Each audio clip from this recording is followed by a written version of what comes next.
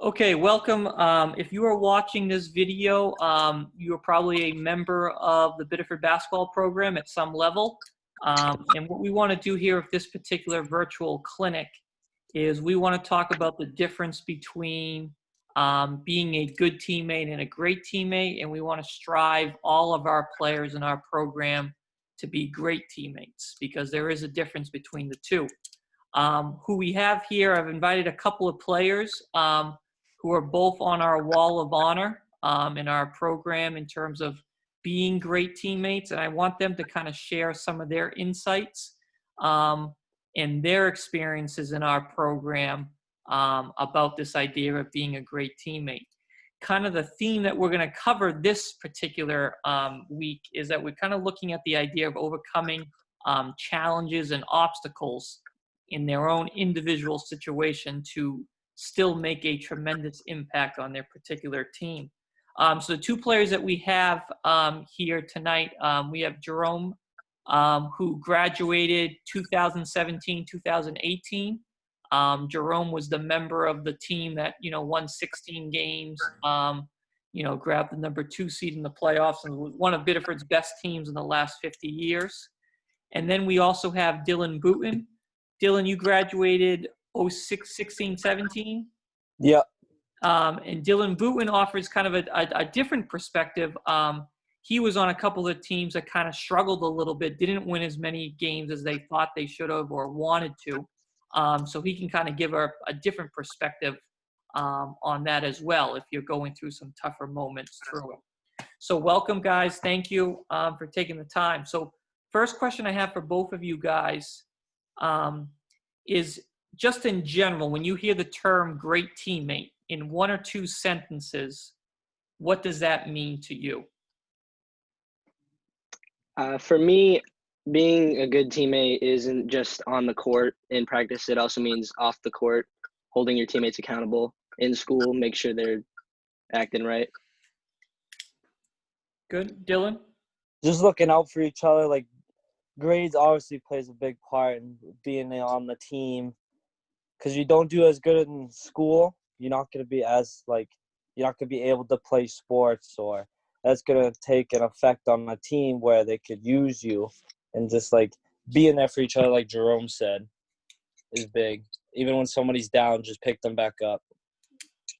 Good. What advice would you give to a player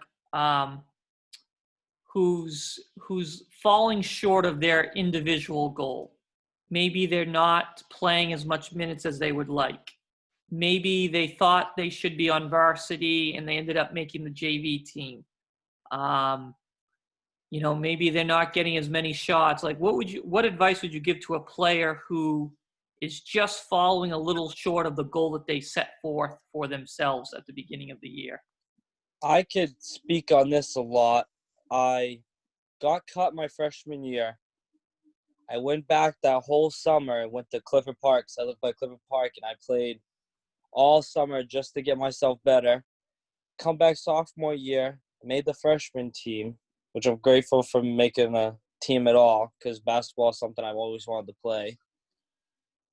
And then junior year, JV, and then senior, I made varsity. I didn't get as many minutes as I want. It's easy to be negative when you don't play a lot. But you still got to be there for your teammates and help them out to try to win the games that we can. Yeah, good. And just to add from Dylan's perspective, as I remember Dylan in particular, about like halfway through the season, and we were probably, I think we were like 1-6, 1-7, whatever. Dylan wasn't playing that many minutes. And Dylan came up to me and asked, what can I do to help this team win? In practice or in games. And it wasn't a question of like, what can I do to get more minutes? It was like, what can I do to help this team? And to Dylan's credit, he stayed positive throughout. And towards the end of the year, there was one game, I think it was away at Sanford. He made like three threes in like a minute. And at the end of the year, he was playing some minutes for us. And that was because he stayed positive in his attitude throughout the season. Because in his situation, he could have very easily have gone negative. And just would have lost the whole season completely. So I think, Dylan, that's a really good point that you brought up to some of these guys. Jerome, how about you? Now, if I can just kind of go a little bit with Jerome. Jerome was a guy, who's, a good player for us. And Jerome really played varsity just his senior year, and did a tremendous job. But, even as a junior, a very good player, he was mainly on the JV team. So he kind of, had that same type of probably his junior year as well. So, Jerome, what would you say to a player that's not necessarily getting everything he wants from his goals? Right. Well, I think especially my junior year, big example because I was a swinger, but I thought that I might have been able to play minutes. But instead of being down, I played JV. I brought it my all, and every practice playing against varsity, I even gave it my all. So maybe the coaches would see that I was trying harder. They might, if you do that day in and day out, week after week, then they might reward you with minutes or an extra, tell you that you can shoot. Yeah.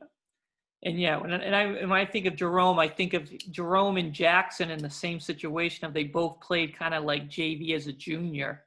But they came every day to summer. They worked their tail off every single day in practice.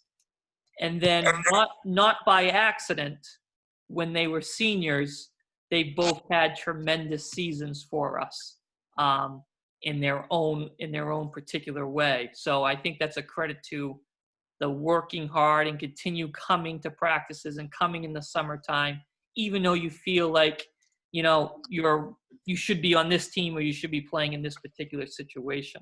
So I think those are Right. both really two good things. How about in practice? Let's talk in specific to practice. You're like the ninth guy on the team.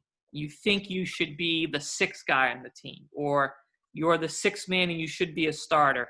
What advice would you give to a player in practice of how do they push themselves to get them to the position that they want to get to? They I would, You can go, Dylan. I would say don't even really focus on whether you're the first or sixth man. Work on your game, work on your craft to be a better player, and all that will fall in place. You think about, oh, I want to be a starter too much, you're going to try to do too much, and then it's going to affect you on the court. So I would just say play your own game. Don't worry about the positions, and everything will come in the hands with the hard work you put in. Jerome? Right. I was going to say you can't take any plays off in practice. Like the little things, win every sprint, do all that, play defense, don't get taken out of any drills. And coaches see those things, and they will, if the eighth or seventh guy isn't hustling in practice, they'll let them know and say like, hey, you're not getting. They'll bump up the ninth guy to the eighth seed. I keep saying seed, eighth role. Yeah. If you see a teammate who has gone negative, they're frustrated. They don't think they're getting a fair shot. They think coach likes this player more than he, or that whole situation. As a teammate, what would you say to that player? How could you get that player to get his focus back? I would tell him just not to worry about little things like that. Like coaches don't pick favorites; they reward hard work. So don't worry about anything like that. Just keep your mind right, hard work, and just don't worry about little things like that. Yeah, I'd have to agree with Jerome on that. Yeah. Okay, good. And kind of my last question that I have, guys, is that, if you were talking to a Biddeford basketball player who maybe is in high school or middle school, what advice, now that you guys have gone through the program, you've been removed a couple of years from now, what advice or what one thing would you want to say to these guys as they're going through their last few years of playing competitive team-based basketball? I would say definitely enjoy all the little things. All the times we went bowling or the team dinners, really take all those in each time. Don't take them for granted. Have fun, because when it's over, it's over. And I definitely miss some of those days. Yeah, it's definitely hard. The opportunities are not as quite there as you would have. Nothing that beats high school basketball, whether it's a men's league after we graduate or just getting together and playing. High school is a time to remember. Like Jerome said, don't take advantage of it. Enjoy the little things, like you said. Cool. Great. Thank you, guys. You guys have anything else that you wanted to add or share to kind of conclude this session?